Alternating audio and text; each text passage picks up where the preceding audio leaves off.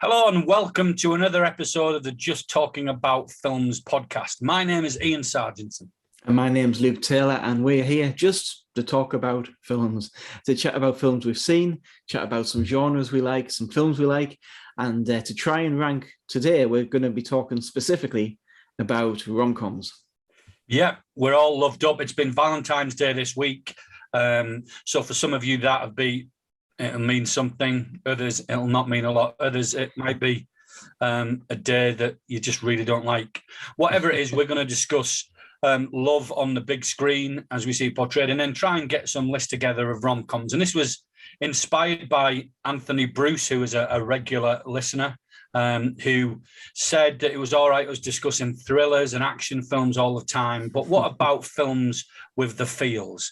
So films that he likes, rom-coms and stuff. So we're gonna do that. I think you might have found my kryptonite on this one. Yeah, a celebration of all things romantic and comedic. So we'll do that in a bit. But first of all, we'll chat, as we always do, about the films that we've watched since we last met. So what have you been up to, Luke? What have you been watching? We've had a few good cinema trips this week. So first we went last Friday to see Uncharted. Yeah, any good? The Tom Holland movie with Mark Wahlberg, and it's India. Have you ever played the computer game? Yeah, I played a computer game. I can't remember which one I played, but I really liked it. Yeah, and they're good stories. And this is like a prequel to all of those. So it's how did they meet and all that kind of thing. And it's trying its best to be an Indiana Jones, but a modern Indiana Jones. And I think the critics have been really mean to it. I think they've been overly harsh because I enjoyed it. I thought Tom Holland did a good job. He needs to, if he's going to be taken seriously as an action star outside of Spider-Man, he needs to lower his voice register a bit. But apart from that, I thought it was, it's got some nice touches in, like there's a bit where they're following through this old tunnel that's through the bottom of a church, like you're always doing these things, and they go through another door and suddenly they're in a nightclub because of course there's nowhere left unbuilt on nowadays. Yeah. And then there's another bit where they're trying to find, it's like this, they're trying to find this old, what you call a mosaic, that's hidden away somewhere. And of course it's in a pizza joint behind glass because it's been built on. Yeah. And I really like that. And I thought the action was fun. It wasn't as good as Indiana Jones, but I'd say it was on the same level as National Treasure. And I like National Treasure. Yeah, I do. And I think sometimes they say it's a film I haven't seen yet. We are moving house in a few weeks. And then I think my cinema trips will increase because they say here we've only got an everyman. And although it's a luxury experience, it's quite expensive to go a lot. So, So my cinema trips the nearest, I think, Cineworld to me is 25 minutes, so that might be doable. But I think the critics have been harsh, and I think because I haven't seen it, I can't comment whether it's overly harsh. But what I think sometimes is they just judge these films on different criteria. For me, you've got to start from what's the film trying to be? Is it just a fun action film that is transitioning from computer game? Because there's a very different feel to computer games. And a lot of films don't do that well. But is it trying to be that? Is it trying to be this? Because Indiana Jones, as good as it was fun. Yeah. Do you know what I mean? It was lighthearted. It wasn't a serious drama that you were looking for an outstanding acting dialogue or display. And I think the same with this. Does it achieve what it sets out to achieve? That's what it should be judged on, not held up against, I don't know, Macbeth or something. Exactly. I mean, if you compare it to something recent like Red Notice, that I guess of trying to hit a similar vein, I thought it was much better than that. It took itself not too seriously, but the actors, the characters took everything seriously, and I thought it was good fun. And was it better than Jungle Cruise? Oh yes, infinitely better than Jungle Cruise. A film I still haven't finished yet, actually. And I hate not finishing films, but it's been unfinished on my planner for weeks. Okay, so that was Uncharted. Luke enjoyed it. Yeah. Then we went to see Death on the Nile, which was. Did you see the previous Kenneth Branagh one, Murder on the Orient Express? No, I haven't seen that yet, but I heard good things about it. I'd say it stands alongside it pretty well. I think it's a good companion piece. There's a couple of bits. You get the origin story of his mustache, which I don't think anybody needed. But it puts a little bit of depth to some history of the character. I'm not massively keen on that bit. Some of the CGI does look a little bit it feels like a PlayStation 4 cutscene. Where it's not quite convincing and it's over reliant on the CGI. But characters are all good. The mystery works, and Kenneth Branagh is having a great time being Poirot. So no problems with it at all. And did it kept you engaged and stuff, yeah? Yeah, it did. It did. It's well, that's what you want from that kind of film, isn't it? Because if it's not engaging, you can quite easily and quickly lose interest. Yeah, and it keeps you guessing, and it keeps it's one of those ones where of course everybody's got a motive, and I thought it was good fun, and mightn't be the best version of Death on the Nile, but I think it was equal to the Orient Express that Kenneth Branagh did. Brilliant. Then we went to see, oh dear me, Valentine's Day. We went to see Marry Me with Jennifer Lopez and Owen Wilson. Which, by the sound of it, should be good. It was... They're both well-versed in that kind of film. It was okay. It was one of those ones where, while I was watching it, no problems at all, enjoyed it. Some of the dialogue and plot setting up is clunky as anything. You can see them. It's like you can see the machinery working in the background. The songs on it, at one point I was like, are these meant to be bad? I don't know if they were, but anyway, the songs were terrible. There's an opening song called "Take Me to Church" or "I Want to Go to Church," and it's very offensive, very offensive. And I was just at that moment just like, oh no, what am I in for? But actually, I thought I had a good time with the characters, enjoyed the film. There's no surprises, you know exactly what's going to happen. Yeah. But it's pleasant enough. And, both Jennifer Lopez and Owen Wilson are solid. I don't think it's going to crack my top 10 of romantic comedies, but it was all right. Very good. And then we rewatched Hot Fuzz. Hot Fuzz, good film. Which is, every time I watch it, more stuff jumps out at me how clever that film is. Oh, very clever. I think it's its 15th anniversary at the moment, so that's why we watched it. I remember watching that at the cinema. It is so good, so well written, so well. Everything in it is just so well plotted. Everything that's mentioned at the start comes back in some form. It's a tight script. It's funny. I think it's nearly a perfect film. Yeah, I mean, I worried about it when it came out because Shaun of the Dead, I was really surprised and really, really, really enjoyed it. And I thought there's no way they can follow that up. But it was just really good. Yeah, I think, I have a real issue with Edgar Wright films. I don't know how I'd rank them because they're all number one. Yeah. And what's the one after it? The World's End. Yeah, that one I didn't like as much. No, maybe. It's clever, it's tight, the script's good. Yeah. But yeah, it's not as enjoyable to rewatch. I think because Simon Pegg's character in that is meant to be someone you don't like. Yeah, possibly. Makes it a little bit harder. But Hot Fuzz, I remember liking because it was a play into, them, what's it called? Like, them afternoon TV programs that they have on about the Sleepy Village where there's all these murders take place. And I liked it, and I was like, really, thought it was good, very clever. And as you said, there's lots of depths to it, and there's lots of, and then people say this all the time, it's a bit of a cliche that every time I watch it, something new jumps out. But that is one of them things. There are some films where that is definitely the case. Yeah. So that's all we've seen this week. Before I ask you what you've watched this week, I am going to change rooms. Okay. Because it is just starting to rain in here, and it's going to be loud, impossible to hear what I'm saying. Okay, I've changed rooms. Okay. Ian, what did you watch this week? So watched this week again a mixture of rewatches and a couple of films that I haven't seen before. So I started off by rewatching Taken. I was just looking for something that had a bit of substance to it, but it was easy watching one night. So I hadn't seen it for a long time, so I rewatched it. The first Taken was really good. Pardon? First Taken's really good, isn't it? Yeah, and it was that one, and it was quite a short run time. Thought it was cleverly done at the time, and really enjoyed it again, even though I knew what was coming. It'd been a while since I'd seen it, but as an action film, it's got a good enough plot. The character's good, especially, with the quotable things, and shows is working out. It's not quite on the same level as Bourne, but it's not quite as, absent-minded and silly as other action films. So I liked it.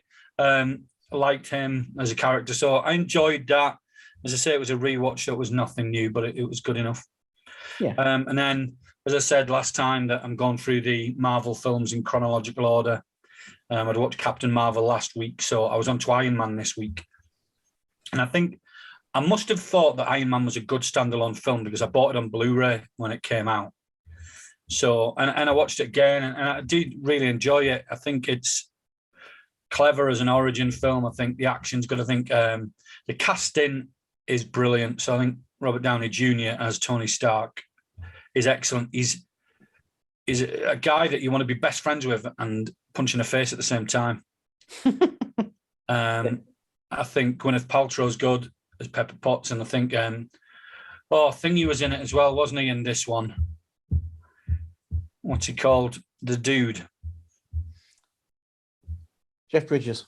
Jeff Bridges was in it, yeah, so he was good. So yeah, I just liked it. I liked the story. I think it looked good. I think Iron Man's suit always looks cool, so there's something about that to me. But yeah, I just enjoyed it, and I'm looking forward to watching the next one, really. So again, I think it's a long time since I watched it. I think I watched it at the cinema on release, bought the Blu-ray, and haven't watched it since. And I think it's, 2008? So that's like 14 years. Wow. And then I watched something that's been on my watch list on Netflix for a while called Bennett's War. Now, it looks proper cheesy. It looks incredibly cheesy. And it is. Right? It is pure brie. So it's about a guy who's in the Texas Rangers, he's in the Rangers in the American Army. And he rides motorbikes, and he was some motocross champion as a kid.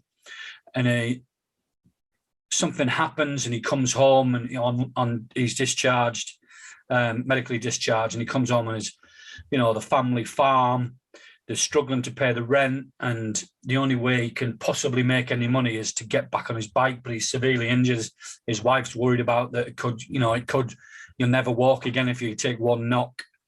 And then there's up and coming motocross people who are laughing at him and different things. So it's inevitable what's happened. It's pure on cheese.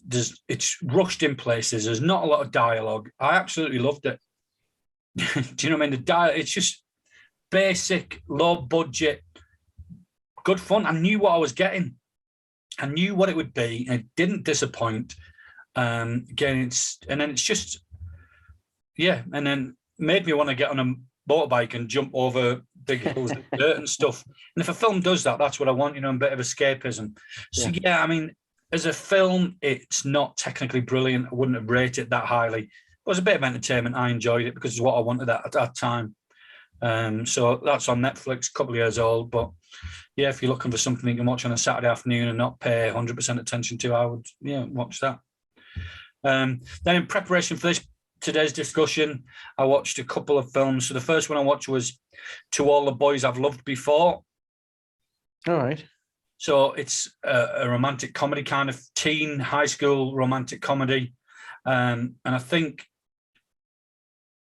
it's one of them ones that I'd seen advertised a few times. And when it came out, I wasn't really interested.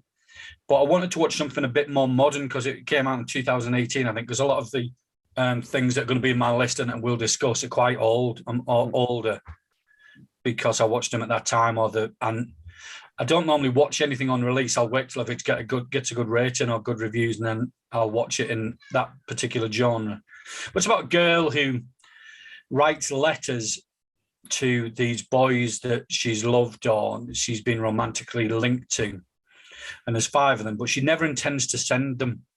Right. So she writes these letters as kind of therapy, really. And the situation arises that these letters get sent out and get sent to the boys. And then there's kind of the consequences of that, that kind of spiral where, you know, she's in a relation. Well, there's a guy that's shown interest in her that she doesn't like, but is a bit interested in to try and throw another guy off the scent and different things. And yeah, then the inevitable things happen, but not so overly predictable. Because I think the key for it is that there was two nice guys. It's not like where there's one that's obviously wrong for her. And there's two nice guys. So I think, I thought it was all right. I thought it had a bit of depth to it. Some of the discussions that were talking, it raised some issues about loss and grief and family and, different things about identity in a subtle way, without being preachy. So I enjoyed it. I enjoyed it more than I thought I would. And I thought about it more afterwards than I normally do. So yeah, I enjoyed it. That was on, what was that on? I think that was on Netflix, but there's 3 of them apparently. Right. So yeah, it was a good film. Cool. Yeah. Is it going to make your top 10? Yeah, it is in there, yeah. Oh, interesting. So yeah, and then last night I watched Sweet Home Alabama with Reese Witherspoon. Where she's, again, another film where there's no real bad, no real antagonist. She's kind of her own antagonist a bit in that, isn't she? Yeah, exactly. But the guys, they both seem fairly good. So it's not like the cliche, oh, she's with the wrong guy that we see in so many of these things. But yeah, I think it was good. But it is what it is. It, talks about the themes of maybe prejudice and class a bit and being ashamed of where you come from and then rediscovering that the joy of that and that part of you that it makes up. But I enjoyed it. Yeah. So if anybody's listening that hasn't seen it, it's all right. It's about a girl that meets some guy that she falls in love with after she's left Alabama and become a big deal in New York, and she has to go back for one reason or another. And there's a lot of conflict going on there, a lot of learning, and then part of her life she's kind of rejected. She kind of finds is part of who she is. So there's a good story there. But I enjoyed that. That was all right. Yeah. Good. So that's what I've been watching. Excellent. So we've both done a few rom-coms this week, I guess. Yeah, and we'll talk about rom-coms in a minute, what we've got on our list. But I just want to ask you a question, Luke. Okay. So, because we're talking about romance and love and all of that thing as a topic this week, what on-screen romances do you really like? Do you know what I mean? Like, I really get that, or it seems realistic, or I'm really rooting for them in that. Is there any that jump out to you? Wow, that's a hard question, isn't it? I tell you one film, every time I watch it, it gets me. I don't know if I would call it aspirational in any sense, but there's something, I think when I first watched it, it's The Time Traveler's Wife. Yeah, great film. When I first saw it, I was traveling a lot and felt like I was missing out on a lot of my life. And I think there was just something that I related to in that sense of, you don't know when you're going to be home for long and how long you always feel like you miss, and like everything just felt jumbled sometimes. So that film really, I remember the first time I saw it, I really related to it. I don't know what it'd be like now, but at the time, I think that one, kind of hit me as one of those, not relationship goals, but I felt relatable. But you resonated with it. Yeah, it's a good film as well. Very well done. Yeah, for me, there's one that from the big screen and one from the small screen, I think that really stand out to me. So the first thing is it's definitely Rocky. Rocky and Adrian. So a lot of people, talk about Rocky as a sports film, and it kind of is. There's boxing in it, but I think it's a love story that has boxing in it rather than a boxing story that has love in it.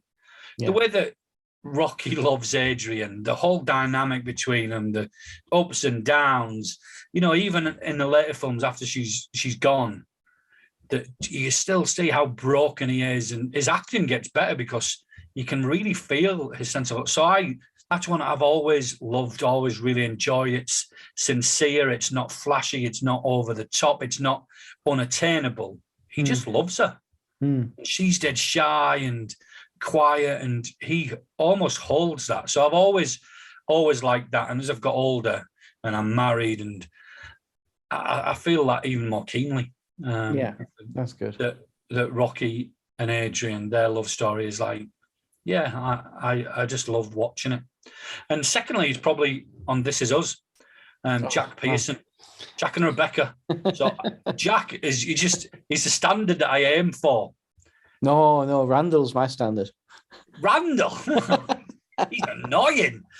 But for me, Jack and Rebecca, what a story that is. And it is. It's a love story for our ages, that one. Yeah, he's just such, and as a husband and a father looking at him, he always seems to endeavour to do the right thing, and the way they are together, the dynamic, the acting is quality too. But they just, it's just so good, so much so that I'm even now still mad at Miguel. So it's like, but yeah, so they'd be the two for me that really jump out. That's good. I'll have to give it some more thought and see if I can come up with one for next week. that really is an aspirational one. Homer and Marge. Yeah, even again, Homer loves Marge so much. Absolutely, yeah. So have a think about it. But then now we get into these romantic comedies. And I think for me, we're going to have to be a bit loose with the definition. Yeah, I think we are, because there's some, I just don't know what they were. I found it hard putting this list together. Yeah. So the lines are blurred out. If there's a Venn diagram, is it a romantic comedy? Is it a romantic film? Is it a comedy? Is it a drama? Is it a teen high school? So it's, for me, if it's romantic and there's comedy in it, and the central theme is the love story, these two people getting together, then yes, it's romantic. And I'm not saying funny bits, because I think some of them fail so often, but is there bits that are meant to be funny? Then I'll allow it, because I think the lines are blurred. There is no clear definition. It's a thing that we say a lot, like rom-com. But I think so many of them will do romance well and not so much comedy, and others will do comedy wellish and the romance is a bit weak. I think there's very few that get it right. So if you get in touch and be like, that's not a romantic comedy, then we've done our best. Yeah, I mean, we love you and we pray for you, but we don't care. So the definition is quite loose. So we're going on what we think these films are. So if it's set in a high school, it doesn't matter if it's romantic and comedic. But what I don't like, just before we get into it, and I don't know about you, it might just be me being a bit prudish, but I don't like it where it's all about sex. No. Do you know what I mean? These films no strings attached and things like that, where it's just, I know it ultimately becomes more than that usually, but where it's just, let's make sex the focus rather than the romance side of it. Mm-hmm. The love thing. So there was definite phase where I think it went through that. There was just more and more of these smutty films, I think. Yeah, and there's some of them. There's some of them. There's bits of them I like, and there's the bits of them that's just like I don't know. How do you want to do this? Should we do our number 10 and then each, and then our number 9 each, and our number 8? Yeah. We haven't done a compiled one this week because there's so many rom-coms. It's very unlikely we have too many of the same films. Yeah, but you never know. So what's your number 10? My number 10 was Sleepless in Seattle. Ooh, good choice. Which I thought it would be higher than that, but I just found 9 that I enjoy more. Mm-hmm, mm-hmm. So, but I think it's a good film. I think, Tom Hanks, Meg Ryan, I think the kid doing well in it. I think it had all the elements. Just enjoy it. It's nice. So, it's a pleasant film. Yeah. Gives me warm, fuzzy feelings. So, yeah. Yeah, you have to get a Nora F1 in here somewhere, don't you? So it's, it's good. Yeah. Good film. Good film. What about you? My number 10 was The Big Sick. Yeah. Which for those who haven't seen it, it's what's the guy's name? He was in the Eternals, wasn't he? Hold on. Kumali Nanjiani. About how it's a real story of how he met his wife. Yeah, it was, yeah. That, you know, they get together, they fall in love, they break up, and then she gets really ill with a mystery illness. She's in a coma, and his parents come over, and he finds him. And it's really the bulk of the story is him with the parents, played by Holly Hunter and Ray. What's his second name? Ray Romano. Yeah, Ray Romano. And it's just a really sweet story, and the fact that it's true, and the fact that it's based on how they really got together. You know, whilst being funny, it's just got this nice sort of, you know, real edge to it, and it's a lovely story. And his parents don't approve, of course, because he's Indian, and they want him to marry someone who's from, and eventually he gives in to his parents, which is why they break up. But I think it's a very good film. Yeah, I like it. Yeah. It's a long time since I've seen it, but I remember I didn't mind it. Yeah, I think it's a very pleasant film. I think it's you know, yeah, and everybody in it's very likable. Yeah, I mean, just before I go on to my number 9, I just need to say that I was going to put Elf in this list. Right. Ultimately, I don't think Elf is about the romance aspect, although it's nice. I think it's more about Elf's relationship with his dad, Buddy's relationship with his dad. So that's why I didn't put it in, but I do rate it really highly. But I just thought I'd mention that in case some people go, what about Elf? Which they may or may not, but so I did consider it. Number 9 for me is Hitch. So Hitch. It's, with Will Smith and Kevin James. Yes. Yeah. Where he hires him to teach him how to be romantic, and then obviously he's got his own thing going on as well. I just thought it was cool, stylish, fairly innocent. I think Will Smith is good in that role. So it was almost a bit like his Fresh Prince role, you know. But yeah, I enjoyed it. There was aspects of comedy in it that were funny, and the romance part was there. Yeah, it's a good film, Hitch, and I think Will Smith's very good in it. Yeah, I think it was. Yeah. So what's your number 9, Luke? My number 9 is, I hummed and hawed about putting this film in a lot. I'm still not sure. I'll go with it. And that is Long Shot. Okay. With Seth Rogen and Charlize Theron. I don't think I've seen it. It's... Oh, yeah. Is it the one where... She's like the vice president. Yeah, and really successful. And he's just a script writer, and like a journalist who gets hired as her script writer, and they're old friends from like when they were kids. And there's stuff about that film that I hate. Towards the end, it does exactly, you know, the stuff, the gross stuff that's happened in rom coms recently for years, and it does a bit of that towards the end, which is just not good. But Charlize Theron is really good in it. I like the fact that it's a more powerful woman figure in it, and you know she's played so well. And him as this kind of schlubby guy who's always wearing like tracksuits, and you know, it just looks like how on earth could he end up with her? And you think that the whole film, but actually the chemistry between them makes you believe it. And so I like that, and I like it enough to put it in. But I don't recommend it. Right, okay. If that makes sense, because there's some stuff at the end that I just find offensive. Yeah. But I can't help but like it at the same time. Yeah, I get that. And I think there's a bit for me in here that, like when I'm saying here, that there's some of these films that are in my list that I haven't seen for a while. So I may be remembering them wrong. So there may be people going, I can't believe he likes that. Then maybe because it's just stuff that I've, you know, sometimes I'll watch a film and go, I really remembered this, or I loved this as a kid. And then when you watch it and there's bits in it, you go, I shouldn't have been watching that as a kid.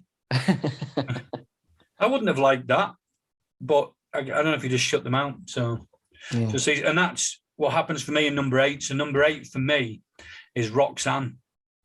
Roxanne, that just missed my top 10.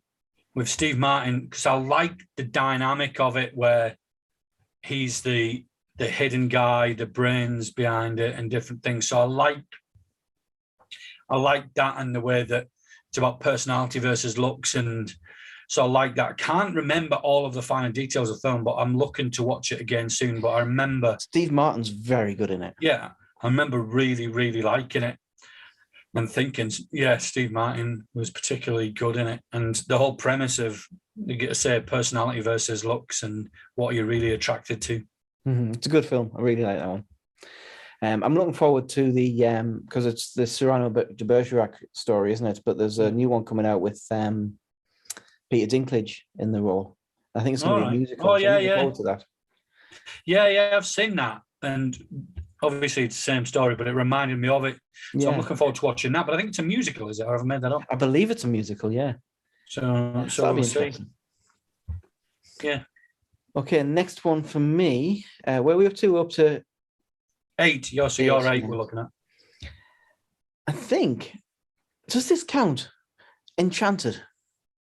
Yeah, I would say so. Enchanted. I can't help but like Enchanted. it's so silly.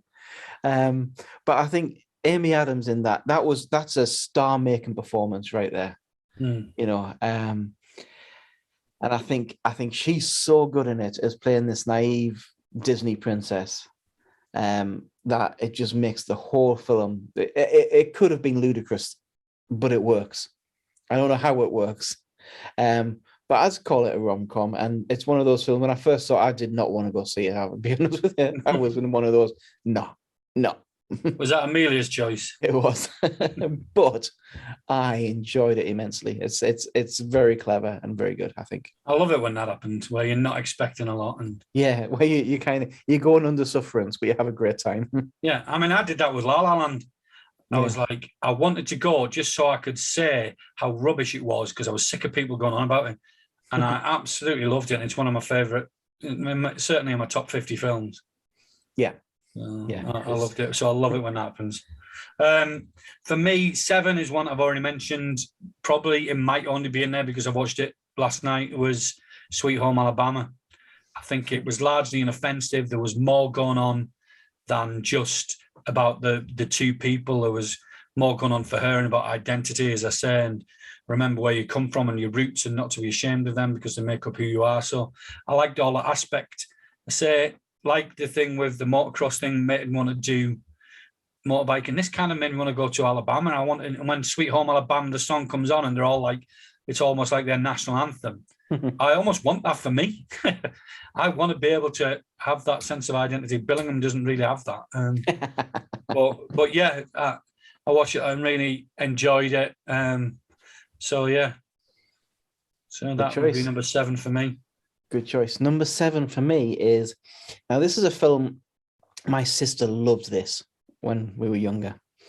And you know, when you're younger and you don't have many videotapes, you tend to watch the same films a lot. Yeah. So I have seen this film multiple times. I can't remember if it's any good, but it's just so ingrained in me as to this is what a rom-com is, and that is Overboard. Yeah. With Kurt Russell and Goldie Hawn. And I remember watching it a few years ago going, what he's doing here is not okay. But yet you're rooting for him anyway. It is really not okay. No. Even in the 80s, that was dodgy. Yeah, just lying. But I think Goldie Hawn and Kurt Russell obviously work well together. Yeah.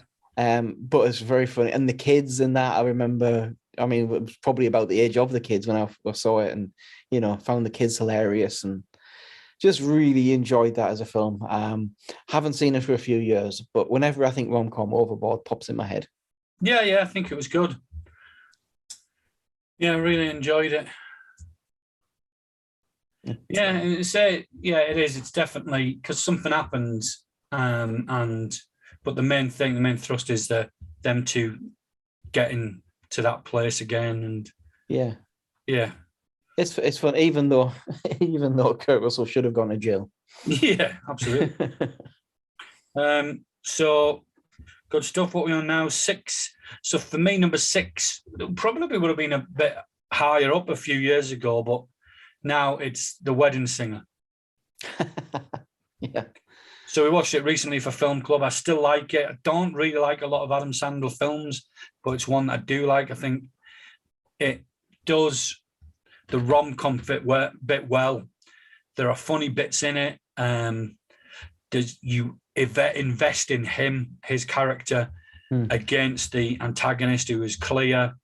Drew Barrymore I thought was really good in it. I thought all the acting was strong. I think they said there's funny bits in it. The song that he sings about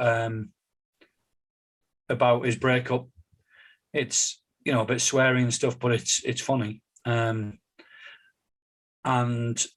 yeah, I just liked it, and you're rooting for him the whole time.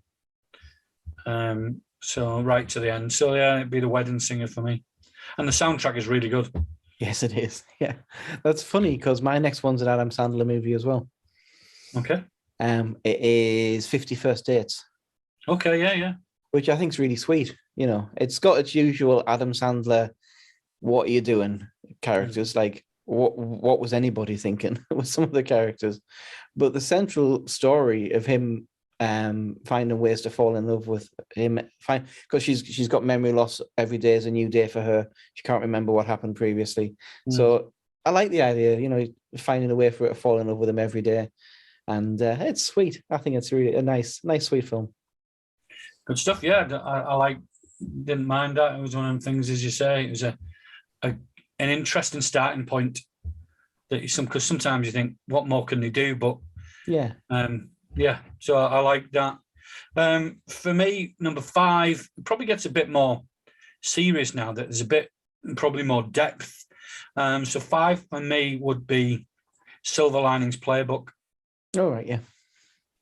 Because it talks a lot about mental health and different aspects. I think the acting is really good. There are some funny parts in it. There is a lot of toing and froing. I just thought when I first time watched it, it's a different take. It seems to have a bit more heart and depth to it. So really, really liked it. Yeah, it's a good film. Good film. One of those ones that had a little bit too much pressure on it with all the Oscar buzz that was going around it, maybe. And it was not meant to be that big, serious Oscar film. It's no. Yeah, and I think sometimes it's difficult to straddle that line of talking about serious issues, but staying true. And for me, there was a bit of debate in my head, is it a rom-com? But I think ultimately at its heart, that's what it is. Yeah, I think it is, yeah. Do you know what I mean? With the whole running, the dialogue, the chemistry between the two, Jennifer Lawrence and what's he Bradley called? Cooper. Yeah, was very good. So I just like it a lot. Yeah, it's a good film.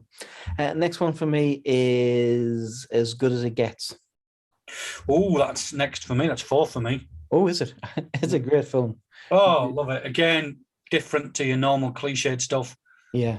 And I like the fact that even though Jack Nicholson is fundamentally unlikable by every character throughout the film, you love him the whole time. Absolutely. He says the things you want a character to get away with saying. Yeah, he's unlikable, but you root for him from the off. Absolutely. You're never going boo, you're always going, you said it. Yeah. And he got the Oscar for that, didn't he? Oh, I don't know. Maybe. I don't Pretty sure he did. But and Helen Hunt's great in that. Yeah, brilliant. Yeah. And the way she handles it. Yeah, I just love it. I love how miserable he is. I love the whole dog. Dog gets all of his affection.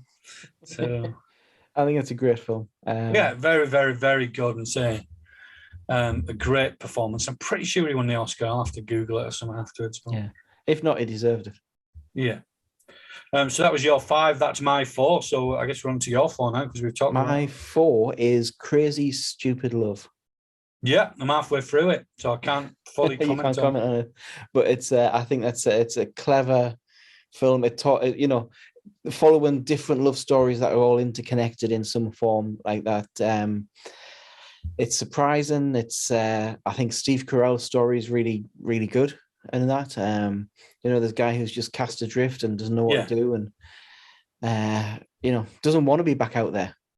No. And I think that's a really strong character arc for him, and having to deal with the fact that he has to try and get himself out there now. And I think Emma Stone and Ryan Gosling. Yeah. I think their chemistry works really well, and I think the whole film plays so well. I mean, it's a bit weird, the younger son and the babysitter story. Yeah. There's a bit too much made of that, I think. Yeah, but you know what? It's kind of the weird, messed up stuff that happens in life. Yeah, and I think there's funny bits in it. Say it gets some of the comedy right. So a bit where Gosling keeps slapping him, or where he rolls out of the car. He's like, "I'm going to get out the car now. Stop! I want to get out the car. If you keep talking, I'm getting out." And you think, "All right, she's going to pull over and again." He just rolls out. Yeah. And then some of the dialogue's good. He's like, "What does he say? Are you in a fraternal?" And he throws his shoes away because he's like, "Unless you're a fraternal or Steve Jobs, you shouldn't be wearing New Balance." Oh dear. So that's good, yeah. So I can't fully comment. I haven't finished it yet, but I'm loving what I've watched so far. Yeah, love it. It's a great film, and I think it's a satisfying end to it as well. Yeah, and Kevin Bacon's in it as well. What a cast! Yeah. As the guy you boo hiss. Yeah. Number 3 for me is 10 Things I Hate About You. Oh, good film. That unfortunately was my number 11. So I know we're getting into like teen movies, but for me, it's romantic. I love the Julia Stiles character, that she's strong and independent, and the speech she gives in the class, I think is really good. Heath Ledger plays his part well. The whole premise setting up because of one sister and the other, the overbearing dad. Yeah, I just like it. Yeah, it's a great film. I was unsure whether, because I couldn't decide whether it was a rom-com or a high school movie, so I was unsure whether to put it in. Oh, well, I've just breached that and for number 2 as well. Because I enjoy the whole high school story, and that I enjoy all the other characters and all that stuff going on. And I think it's a great film. Great film. What number was that for you? Was that 3? 3, yeah. Okay, number 3 for me is About a Boy. About a Boy, yeah, good film. I say I considered it, but I'm not the biggest Hugh Grant fan, so. No, I'm not, but I think he works in this. I think the fact that he's a bit of a swine kind of works in this. And again, I hummed and hawed. Is it a rom-com? Well, it is romance. Yeah, I think it is, yeah. But really, it's about him and the boy, Yeah, it is. And that bond. And it's not, he does end up with a girl at the end, and, they both have romances within it. But really, it's about the relationship between the two of them and the bond. And even the mother, who's like, Toni Collette, has managed this wonderful career of playing the worst mother in cinema history. Everything she's in, she plays the worst mother. Which is quite a feat. But I think it's a really endearing film. Yeah, I agree with you. I think it is. And same as like, it's a bit of a spoiler here, but Notting Hill and Four Weddings and a Funeral didn't get in my list. No. Not just because I don't mind Hugh Grant. I just don't like a lot of the characters he plays. Mm-hmm. And there's something in my mind lodged against him. Yeah. I don't think it's personal. I think it's the characters he's played. So that makes me prejudiced or discriminate against his films more, I think. Well, I did. There's no Richard Curtis film on my list. And I was like, well, you can't do a rom-com without putting. But the only one of his that I'm really, really like is About Time, but I'm not sure it's a rom-com. Oh, Kate said that she would have had that, but yeah. Oh, okay. I like it. I think it's a very good film, but I couldn't decide whether it was.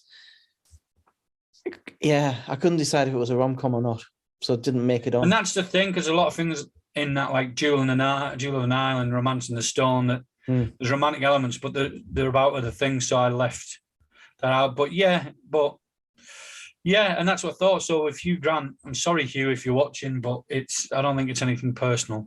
I think it's probably Bridget Jones, which again also didn't make it just because he plays a cat in that as well. He's good at that.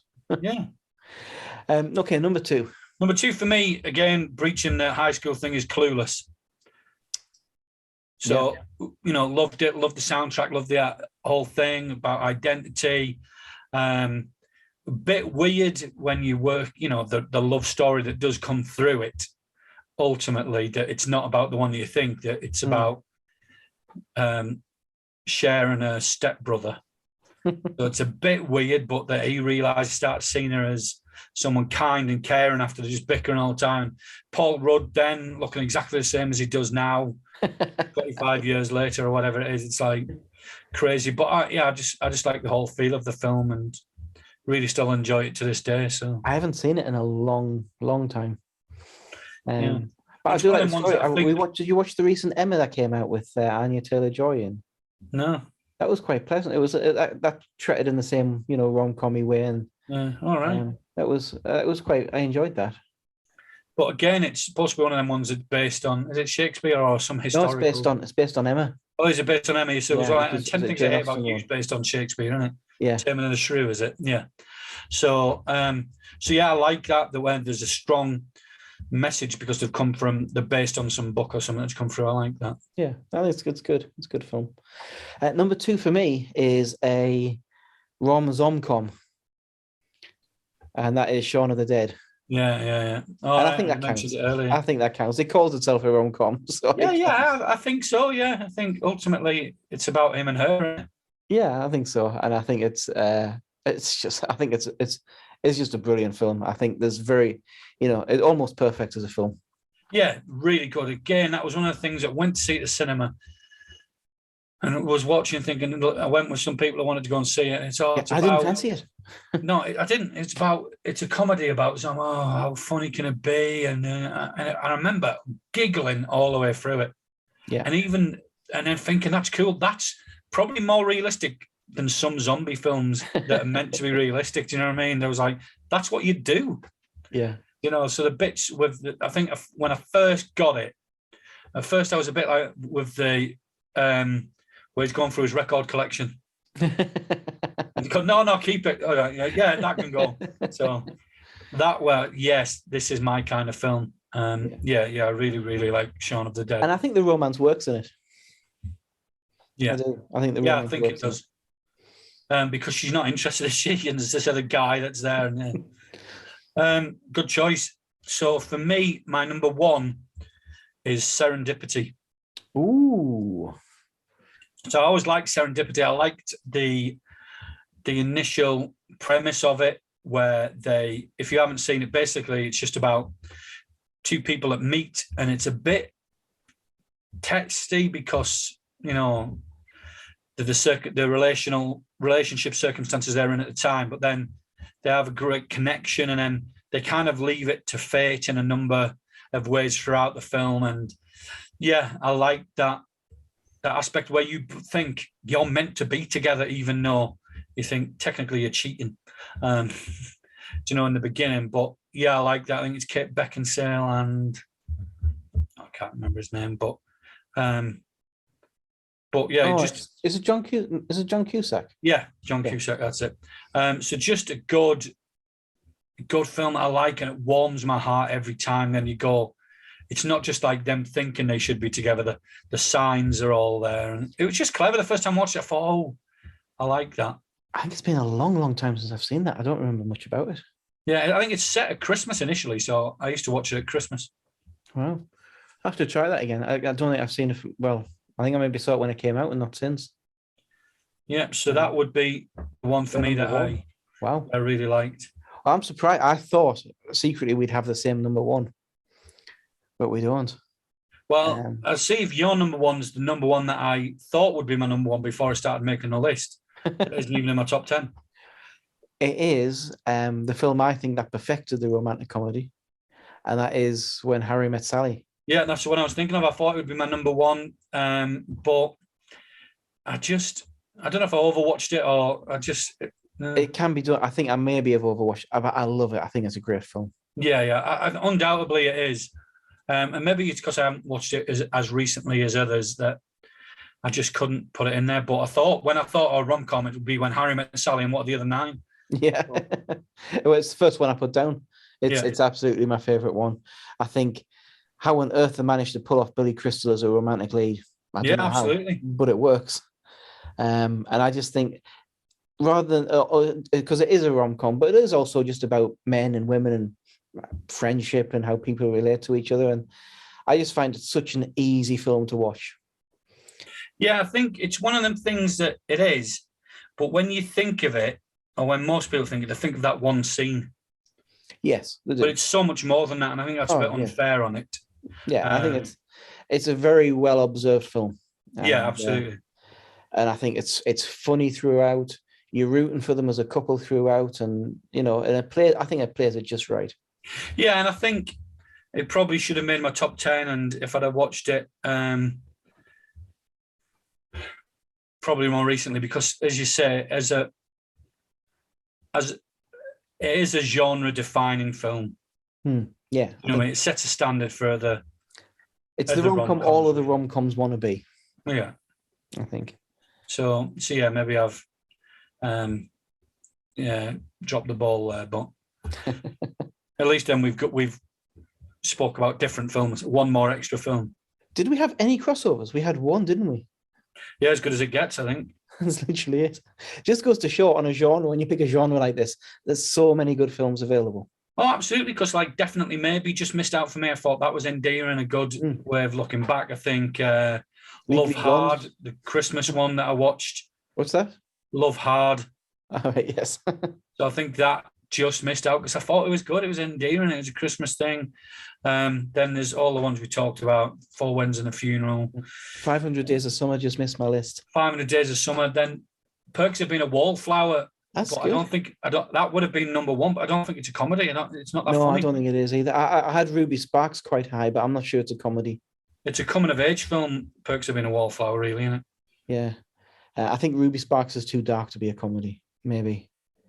So we want to know what you would put in there, what you would think are the things that make you feel romantic, or you get the romance and you get the comedy side of it as well. You think it's funny and it's a funny look, but ultimately you're rooting for the two individuals to get together and live happily ever after. So let us know what's on your list. Let us know what you think of our lists, and we look forward to hearing that. Yeah. And if there's any on our list that you don't think should be there, let us know. Yeah, absolutely. If there's any on Luke's list that you don't think should be there, let him know. And we look forward. We're going to have some guests on in the coming weeks, so we look forward to that. And also, if you want to be on and join the conversation and just talk about films with Luke and I, then get in touch. We would love to have you in this conversation. Yeah, and we'll see you again next time. See you next time.